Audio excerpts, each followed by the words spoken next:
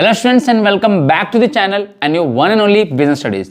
तो स्टूडेंट्स, आज की इस क्लास में, आज की इस वीडियो में हम पढ़ने वाले हैं अपना बहुत ही important topic, that is procedure of export.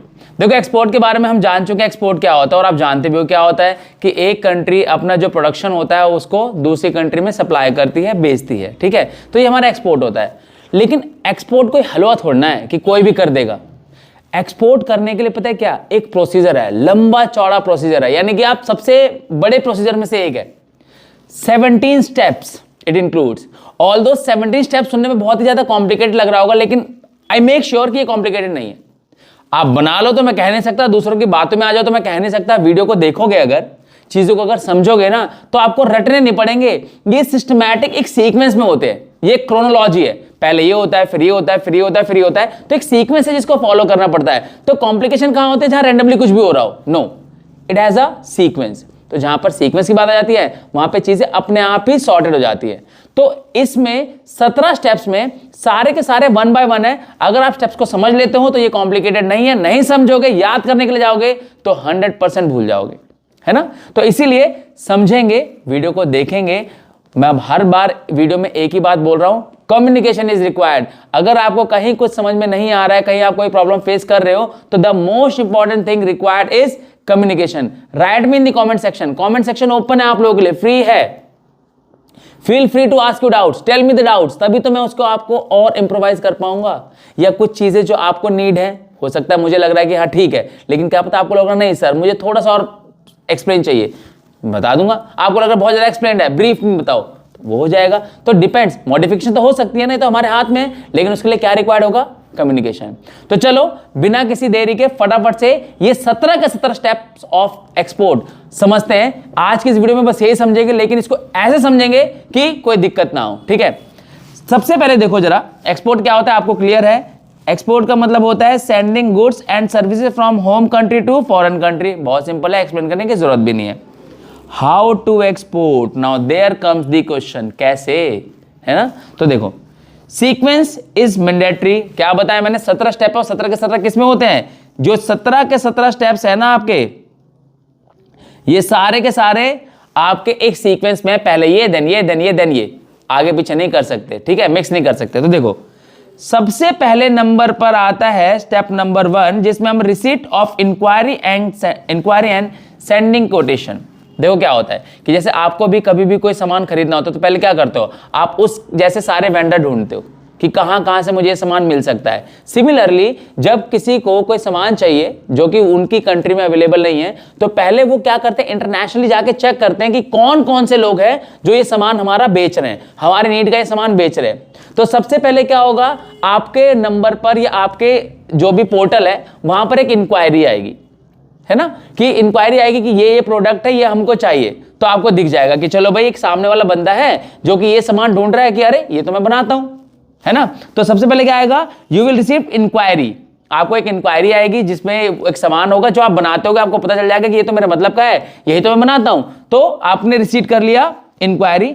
Then quotation. Quotation की बात मैं आपको बताता हूं कि क्या होता है कि जब कोई सामान अपना बंदा डिमांड कर रहा है, तो अगर वो डिमांड कर रहा है तो अब क्या करेगा, वो उसमें अपनी क्वालिटी बताएगा कि मुझे इस क्वालिटी का चाहिए, इस क्वांटिटी में चाहिए, इस स्टैंडर्ड के गुड्स चाहिए, तो वो सारा आपको बता देगा पहले। ठीक है, तो आप देखोगे कि अरे यार वाह, ये सारी चीजें मैं बना सकता हूं, तो ये एक्सपोर्ट मैं करूंगा।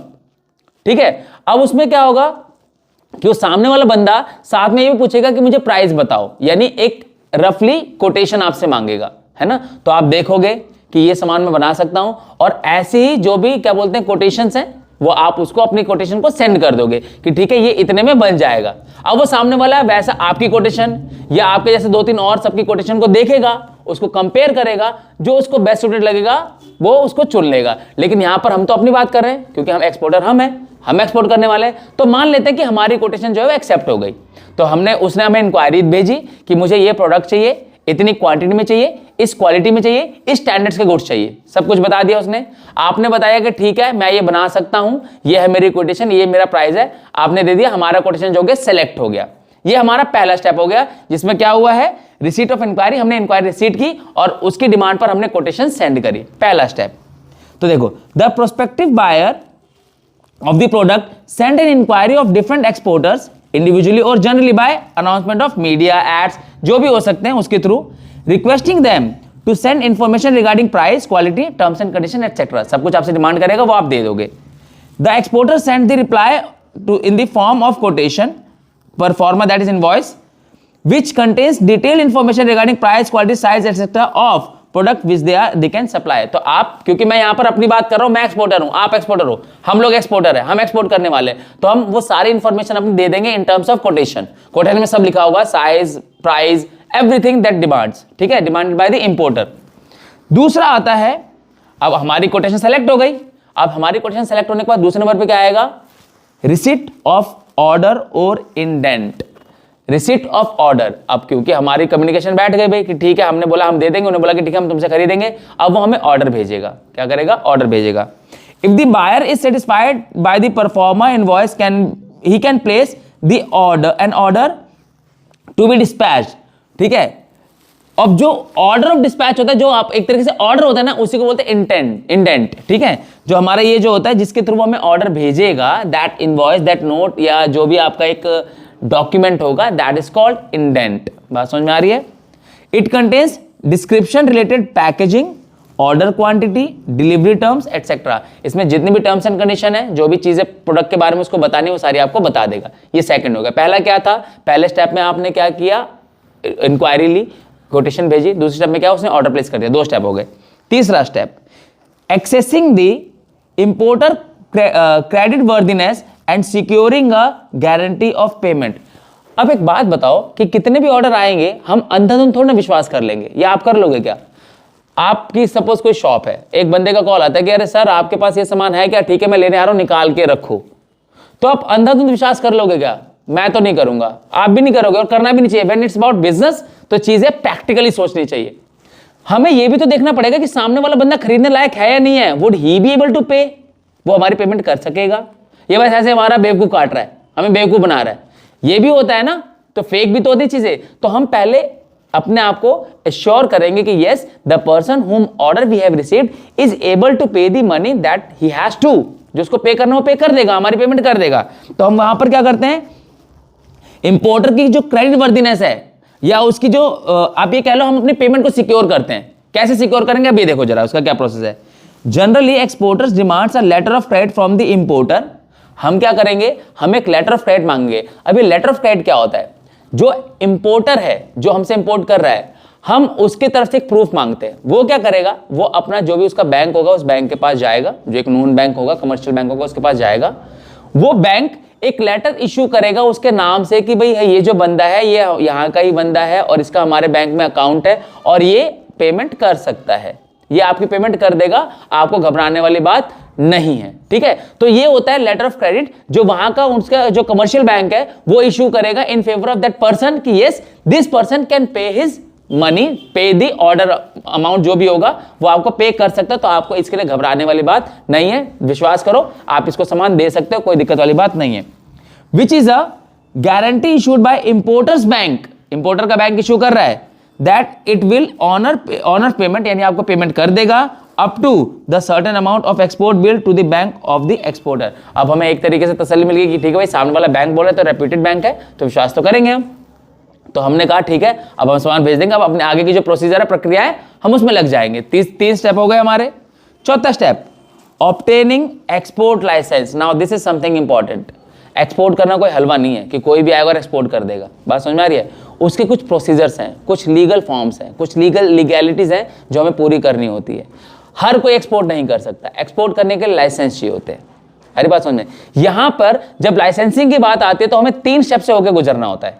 3 स्टेप्स हैं, ध्यान से सुनना। सबसे पहले, in India if any firm has to start exporting then it must acquire an export licence before proceeds. इससे पहले आपको लाइसेंस लेना पड़ेगा। The prerequisite of export licences are, क्या कहें? 3 स्टेप्स हैं, ध्यान सुनना। Number 1, obtaining IEC, that is import export code. It's kind of a code. जब भी आप एक्सपोर्ट करते हो तो जैसे क्या होता है, क्या आप भी कोई ऐप वगैरह यूज करते हो तो आपको एक कोड आता है, फिर आप उस कोड को इनपुट करते हो, तब जाके आप उसको एक्सेस कर पाते हो। सिमिलरली आपको एक लाइसेंस इश्यू होता है, उसके लिए आपको स्पेशल कोड मिलता है। जैसे GST नंबर होता है ना, आधार नंबर होता है आपका। सिमिलरली आपको एक कोड मिलता है कि जब आप एक एक्सपोर्टर बन जाते हो आपको वो कोड मिलेगा, उस कोड के थ्रू आप अपने जो एक्सपोर्ट्स हैं वो जो प्रोसीजर है आप उसको कर सकते हो। तो ये बेसिकली एक तरीके से आप कह लो जैसे आधार नंबर है वैसे आपका कोड नंबर होता है जिसके बिना आप एक्सपोर्ट नहीं कर पाओगे। दूसरे नंबर पे आता है ऑब्टेनिंग आरसीएमसी। अब ये आरसीएमसी क्या है? रजिस्ट्रेशन कम मेंबरशिप सर्टिफिकेट। अब क्या है, ये जो गवर्नमेंट है, हमारी जो गवर्नमेंट है वो एक्सपोर्ट को लेकर ना थोड़ी लिबरल है। लिबरल होने का मतलब ये है कि गवर्नमेंट अपनी तरफ से थोड़ा सा छूट देती है। आपको एक्साइज ड्यूटी नहीं पे करनी होती, आपको टैक्स में छूट मिलती है, बेनिफिट्स मिलते हैं, आपको सब्सिडीज मिलती है, क्योंकि भाई आप एक्सपोर्ट कर रहे हो, आप क्या कर रहे हो, फॉरेन एक्सचेंज लेके आओगे कंट्री में, तो गवर्नमेंट आपके प्रति थोड़ी तो लिबरल होगी ना, थोड़ा तो आपकी तरफ झुकाव दिखाएगी अपना। तो ऐसे ही गवर्नमेंट क्या करती है, आपको ये सारे बेनिफिट्स देती है, लेकिन वो बेनिफिट्स हर किसी को तो नहीं मिलेंगे। तो उसके लिए सबसे पहले आपको एक्सपोर्ट अथॉरिटी ऑफ इंडिया का मेंबर बनना पड़ता है। आप उसके मेंबर बनते हो, तो जब आप उसके मेंबर बनोगे तभी आपको बेनिफिट्स मिलेंगे। इसके लिए आपको आरसीएमसी जो सर्टिफिकेट है वो इश्यू कराना होता है आपको, ठीक है।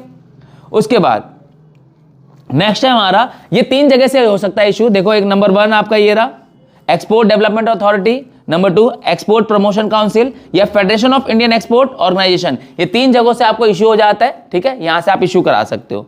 नेक्स्ट आता है हमारा रजिस्ट्रेशन विद ECGC यानी export credit guarantee corporation. Export credit guarantee corporation भी बहुत इंपॉर्टेंट चीज होती है।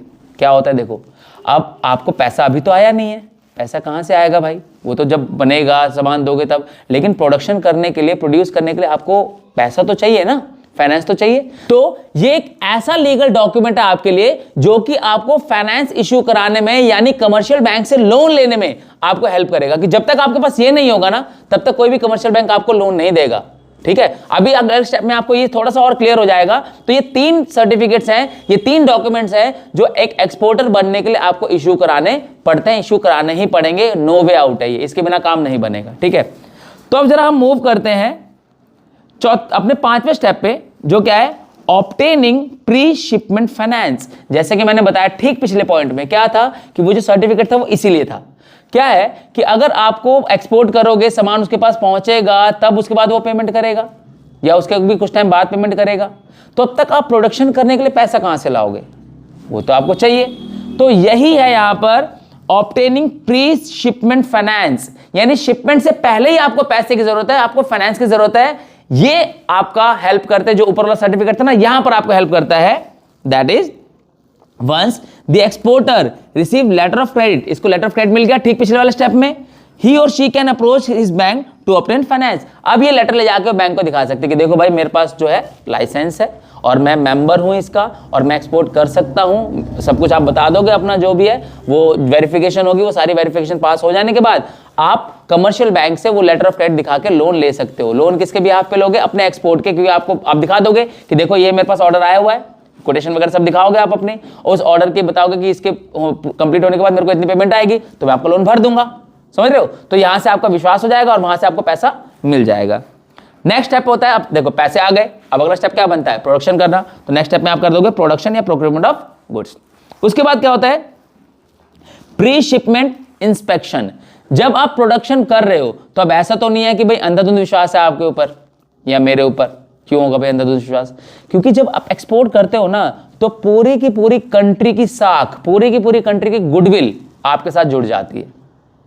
आपने कुछ गलत सामान भेज दिया तो नाम किसका खराब होगा, आपका तो होगा ही होगा, आपके साथ आपको ऑर्डर नहीं मिलेंगे, लेकिन उसके साथ साथ ये भी तो हो जाता है ना कि यार इंडिया से सामान आया था, खराब है, ये भी तो हो जाता है। तो अब ये एक पॉइंट आ जाता है, यहां पर एक नया पॉइंट है, समझ रहे हो। तो जब आप प्रोडक्शन कर रहे होते हो ना, तो ड्यूरिंग प्रोडक्शन आपके प्री शिपमेंट इंस्पेक्शन होते हैं। इंस्पेक्शन पता है ना आपको, आपकी जांच होती है प्रोडक्शन की। इंस्पेक्शन करने के 3 तरीके हैं, 3 तरीके से इंस्पेक्शन होता है। नंबर 1 कंसाइनमेंट वाइज, नंबर 1 आपका कंसाइनमेंट वाइज, यानी बहुत सिंपल सा है। कंसाइनमेंट वाइज का क्या फंडा है भाई, कि inspection once the goods are ready to dispatch, कि जब एक बार प्रोडक्ट बन जाता है, क्योंकि ज्यादा क्वांटिटी में नहीं होता है या कुछ ऐसा नहीं होता जिसको प्रोडक्शन के दौरान चेक किया जा सकता है। जैसे मान लो शूज है, अब शूज के तो बनने के बाद पता चल जाएगा, है ना, या जुराबें हैं, है ना, ये छोटी मोटी चीजें हैं, है ना। तो कैप्स हैं, अब इनके लिए क्या है, इनके लिए पहले बीच में ड्यूरिंग प्रोडक्शन क्या चेक करोगे, आप क्या इंस्पेक्ट करोगे, तो इसको क्या है बनने के बाद इंस्पेक्ट किया जाता है कि हाँ भाई ठीक बने या नहीं बने। तो एक बार कंसाइनमेंट जब रेडी हो जाता है तो इसकी इंस्पेक्शन कर ली जाती है, जांच कर ली जाती है। दूसरा होता है in process quality control. In process यानी यहां पर इंस्पेक्शन ड्यूरिंग प्रोडक्शन ही हो रही होती है। फॉर एग्जाम्पल आप लेट्स से कि इंडिया से अचार जा रहा है, जो अचार बहुत ज्यादा मतलब इंडिया का अचार बहुत बिकता है फॉरेन कंट्रीज में। तो अब एक बात बताओ कि अब उसमें प्रोडक्शन के बाद जांच करनी चाहिए या पहले करनी चाहिए? पहले ही अच्छा नहीं होगा चेक कर लें कि रॉ मटेरियल कैसा डल रहा है। अगर सड़े हुए आम डल रहे होंगे तो सड़ा हुआ आम का अचार निकलेगा, कौन सा अच्छा निकल जाएगा। इसी तरीके से कुछ ऐसे प्रोडक्ट्स जिनको पहले ही उनके रॉ मटेरियल को चेक करने की जरूरत है, क्योंकि आउटपुट खराब होगा जब रॉ मटेरियल खराब होगा। तो उसको ड्यूरिंग प्रोडक्शन ही इंस्पेक्ट किया जाता है, प्रोडक्शन के दौरान ही जांच की जाती है। और तीसरा सेल्फ सर्टिफिकेशन। जो बड़े बड़े रेप्यूटेड ब्रांड्स होते हैं ना, बड़ी बड़ी कंपनीज होती हैं, इनका अपना इन हाउस ही सर्टिफिकेशन होता है, यानी ये पहले से ही रजिस्टर्ड हैं। जैसे आपने टर्म्स देखी होंगी बहुत सारे प्रोडक्ट्स के ऊपर लिखी होती है ISO 9000, ISO 2000 एक्सेट्रा। तो ये सारे क्या होते हैं, ये सेल्फ चेक कर लेते हैं, सेल्फ टेस्टिंग इनको अलाउड होती है क्योंकि ये रजिस्टर्ड ब्रांड्स हैं, बड़े बड़े लेवल के ब्रांड्स हैं। तो ये इनकी खुद की भी गुडविल होती है, बहुत लंबे चौड़े लेवल की गुडविल होती है, तो वो तो उनको खराब नहीं करेंगे, समझ रहे हो। तो इनके पास एक इन हाउस प्रोसेस होता है जिसके थ्रू ये अपना सर्टिफिकेशन पास कर लेते हैं या कर सकते हैं और अपनी क्वालिटी कंट्रोल और चेक कर लेते हैं। ठीक है, तो ये 3 प्रोसीजर हैं, नंबर 1, नंबर 2 और नंबर 3, जिसके थ्रू हम क्या कर सकते हैं, इंस्पेक्शन कर सकते हैं। किसका? उन प्रोडक्ट्स का, उन कंसाइनमेंट्स का जो हम एक्सपोर्ट करने वाले हैं। ठीक है, नेक्स्ट आता है हमारा एक्साइज क्लियरेंस। अब ये एक्साइज क्लियरेंस क्या है स्टूडेंट्स? देखो एक्साइज क्लियरेंस का बहुत सिंपल सा फंडा है कि जो इंडिया है ना, इंडिया में एक्साइज ड्यूटी, मैंने क्या बताया कि गवर्नमेंट का जो एक्सपोर्टर्स है उनके प्रति रुझान थोड़ा ज्यादा होता है।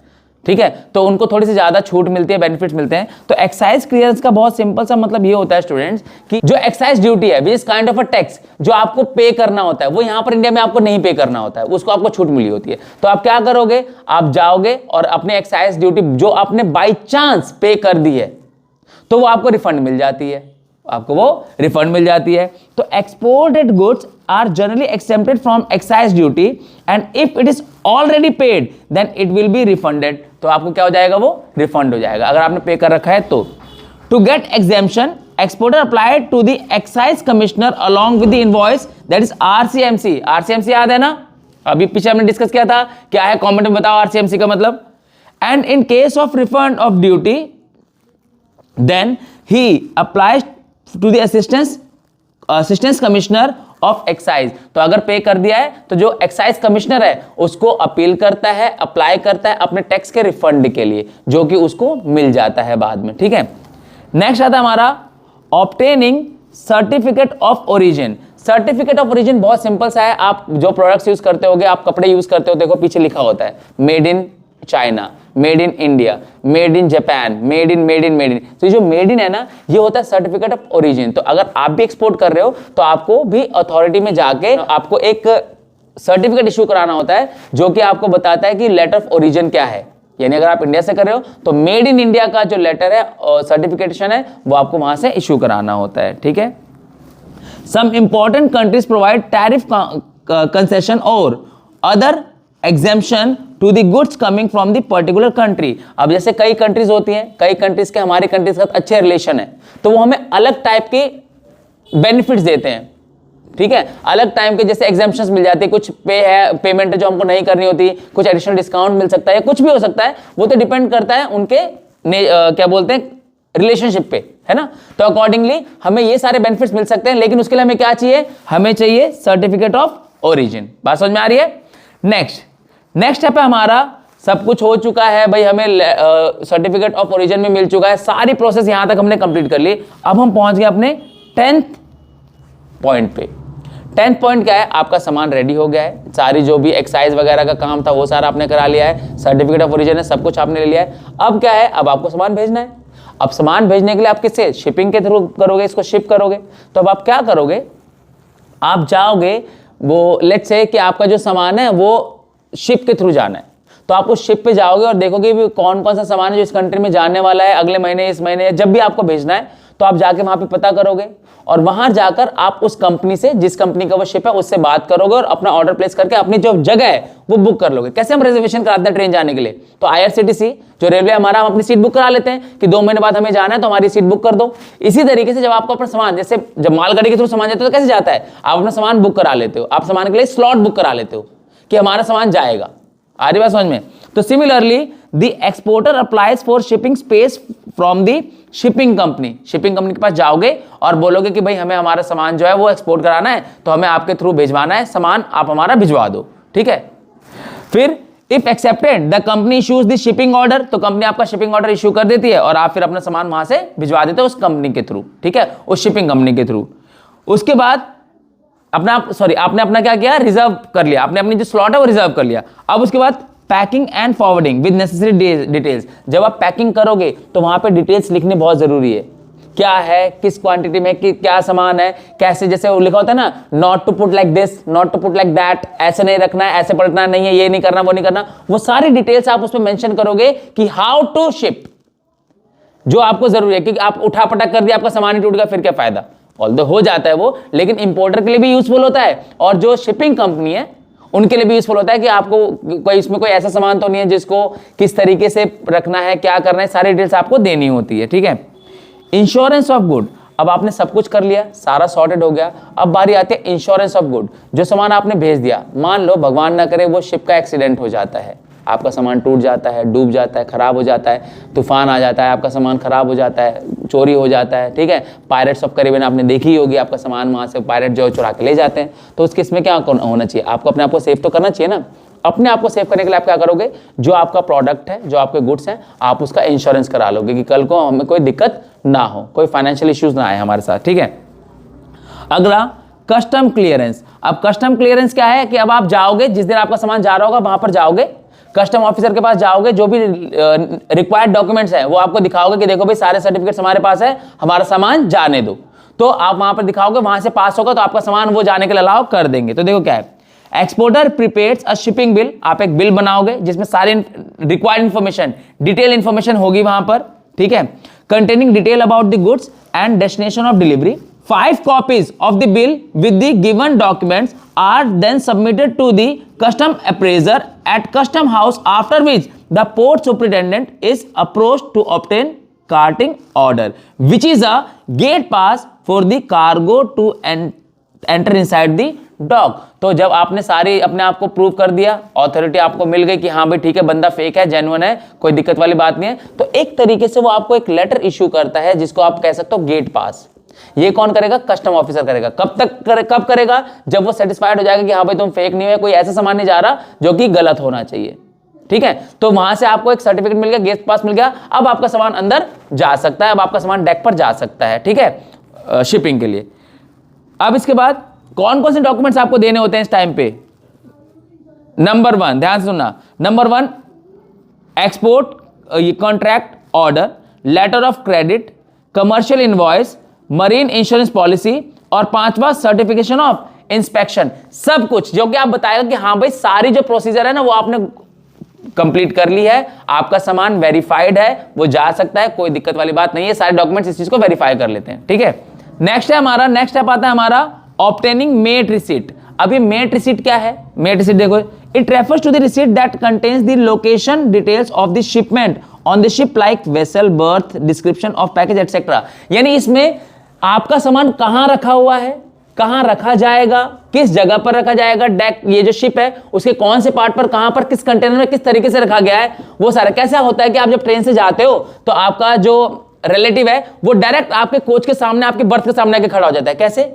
उस टिकट पे आपके सब कुछ मेंशन होता है कि ये बंदे की टिकट ये है, इस टिकट के बंदे को इस बर्थ पे है, इस कोच में है, S1 या A1 B1 जो भी आपका होता है। सिमिलरली आपके सामान के लिए भी एक लोकेटेड स्पेस होता है और वो स्पेस वहां पर बता दिया जाता है कि इस स्पेस पर आपका सामान रखा हुआ है, ताकि जो इंपोर्टर है जब वो उसको कलेक्ट करे या जो बंदा उसको सामान को उतारे आपके रेफरेंस पे, तो वहां पर आपको कोई टेंशन ना हो, आपका सामान इजीली पता चल जाए, देखो उस कोने का सामान हमारा है, ये रहा हमारा सामान, क्योंकि आपको उस लेटर में पहले से मेंशन था कि आपका सामान शिप के इस हिस्से पर इस बर्थ पर या इस स्पेस पर इस तरीके से इस कंटेनर के अंदर रखा हुआ है, तो ये क्लियर हो जाता है, राइट।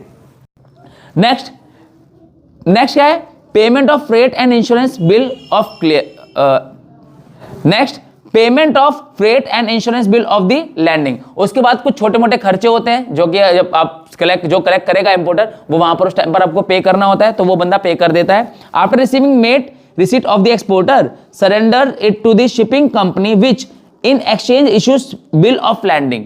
तो जब वो सामान चला जाता है तो जो शिप है वो 3 लेटर इशू करती है, यानी लैंड हो गया सामान कंफर्टेबली बिना किसी भी दिक्कत के।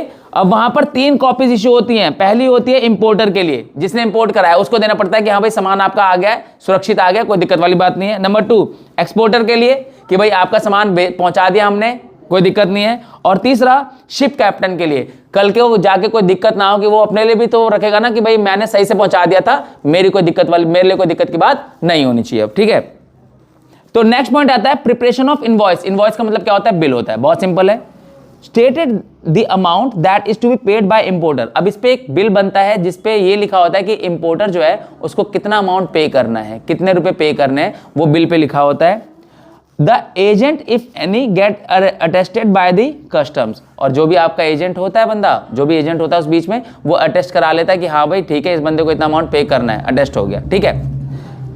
तो स्टूडेंट्स लास्ट पॉइंट है हमारा क्या, सिक्योरिंग दी पेमेंट। अब बंदा सामान भेज चुका है, हम सामान अपना सारा भेज चुके हैं, सारी जो प्रोसीजर थे, जो सारी प्रोसेस थी वो पूरी हो चुकी है।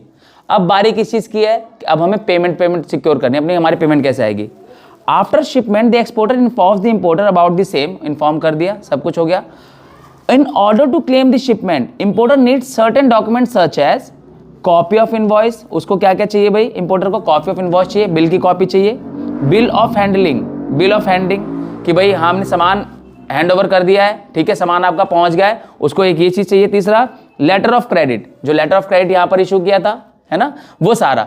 अब इस कंडीशन में क्या है, देखो अब वो अपनी पेमेंट करने के 2 तरीके हैं, या पेमेंट एट साइड कर देगा कि उसी टाइम आपके अकाउंट में पैसा भिजवा देगा, या दूसरा तरीका ये कहता है कि आपको लेटर ऑफ एक्सेप्टेंस दे देगा, यानी आपके नाम पे एक बिल ऑफ एक्सचेंज बना देगा कि भाई 2 महीने 3 महीने जो भी टाइम आपके बीच में एग्रीमेंट हुआ होगा, वो उतने टाइम में आपको पेमेंट कर देगा। बात समझ में आ रही है। तो ये एक लास्ट प्रोसेस है जिसमें आपको क्या करना है, वो पेमेंट कर देगा या बाद में करेगा, ये म्यूचुअल अंडरस्टैंडिंग आपकी जो भी बात हुई होगी वो डीड में होगा पहले से, ठीक है।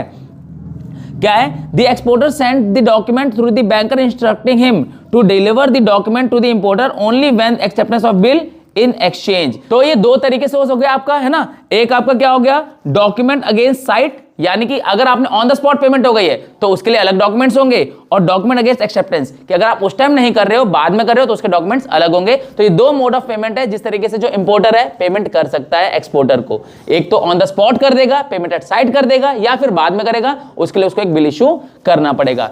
तो आई होप ये 17 के 17 स्टेप्स आपको क्लियर है। In case of any doubt, in case of any problem, right me in the comment section. ये मैं बार बार बोल रहा हूं, बात समझ में आ रही है। कम्युनिकेशन बच्चों करना पड़ेगा, नहीं तो दिक्कत हो जाएगी, ठीक है। तो ये आपको क्लियर है या नहीं है, कमेंट में लिख देना। यहाँ पर आपको इंस्टाग्राम का पेज दिख रहा होगा, इस पर डीएम करो, आपको जो ड्राइव की लिंक है वो भेज जाएगी। वहां पर नोट्स बिल्कुल फ्री में है, वहां पर जाओ, उसको याद करो। मिलते हैं अगली वीडियो में नए टॉपिक, नए प्रॉब्लम के साथ। कोई प्रॉब्लम अगर आप सजेस्ट करना चाहते हो तो कमेंट में लिखो, उसके ऊपर वीडियो आपको बनाई दी जाएगी। See you guys in the next video, till then bye bye.